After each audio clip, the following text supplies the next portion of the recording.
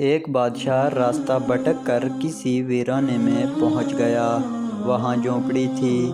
اس جھونپڑی میں رہنے والے شخص نے بادشاہ کی بڑی خدمت کی۔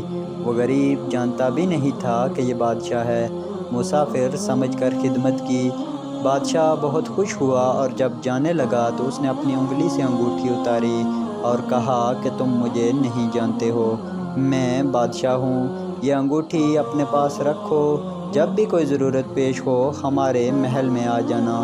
دروازے پر دربان ہوگا، اسے یہ انگوٹھی دکھا دینا، ہم کسی بھی حالت میں ہوں گے وہ ہم سے ملاقات کرا دے گا۔ بادشاہ چلا گیا۔ کچھ دن کے بعد اس کی کوئی ضرورت پیش آ گئی تو وہ دیہاتی بڑے میاں محل کے دروازے پر تشریف لے گئے۔ کہا بادشاہ سے ملنا ہے۔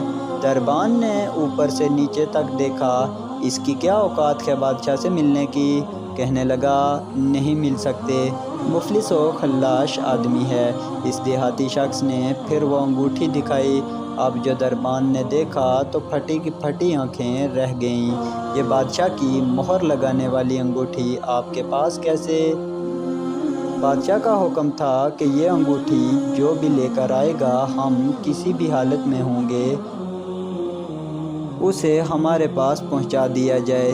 چنانچہ دربان اسے لے کر بادشاہ کے خاص کمرے تک چلا گیا اور دروازہ کھلا ہوا تھا۔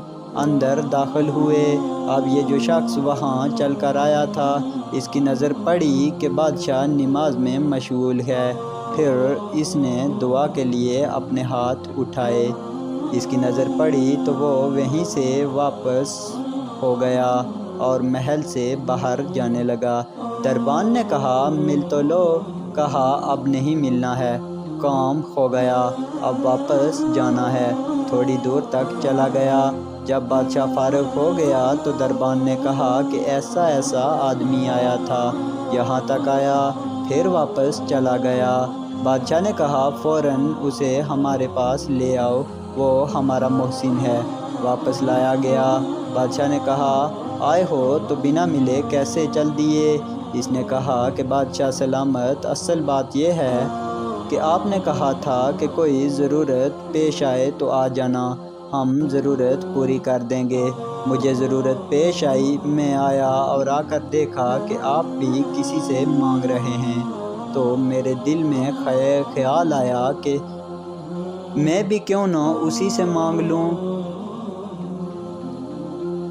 ہمیں جب بھی کوئی ضرورت ہو، بڑی ہو یا چھوٹی ہو، اس کا سوال صرف اور صرف اللہ تعالیٰ سے کیا جائے۔ وہی ایک در ہے جہاں مانگی ہوئی مراد ملتی ہے۔ بے شک دوستو، اللہ رب العزت ہی حاجت روا، مشکل کشا ہے۔ اللہ کے سوا کوئی حاجت روا، کوئی مشکل کشا نہیں۔ صرف وہی ذات ہمیں نفع پہنچاتی ہے اور نقصان سے بچا سکتی ہے۔ ہم سب اس کے مملوک اور وہ ذات ہم سب کی مالک ہے۔ ہم سب اس کے در کے فقیر اور محتاج ہیں۔ وہ غنی اور وہاب ذات ہے۔ ہم مانگنے والے ہیں اور وہ دینے والا ہے۔ جزاک اللہ۔